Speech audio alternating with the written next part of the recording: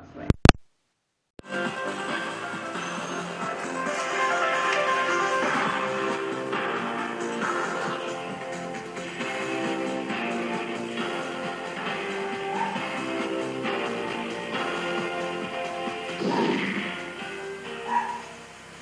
loob ng mahigit 40 taon, patuloy na gumaganda ang pagtatanghal ng mga kalahok sa dalawang pangunahing kompetisyon sa selebrasyon ng Iloilo Dinagyang. Taon-taon dumadami ang mga dumarayo sa lungsod upang masaksihan ang tanyag na tourism event. Sa kasadyang culture competition, nagtagisan ng galing sa pagpapakita ng kwento ng kasaysayan, kultura at kayamanan ng kanilang bayan ang 10 grupo mula sa iba't ibang lalawigan ng riyon.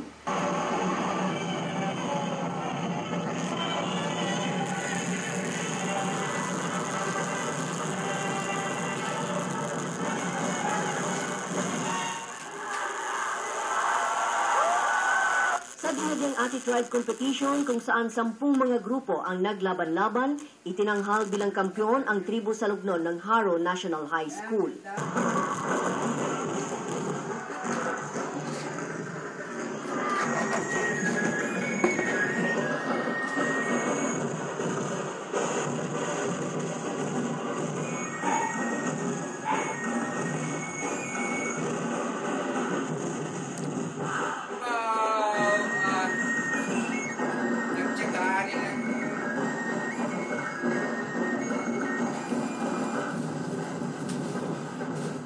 Samantala, napamangha ang isa sa mga hurado ng kompetisyon sa ipinakitang talento at galing ng mga kalahok.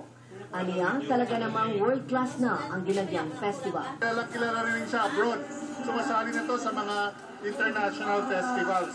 Kaya may brand of its own na yung Dinagyang. Kilala siya in terms of its being a spectacular street dance festival. Dingding Moswe, District 13,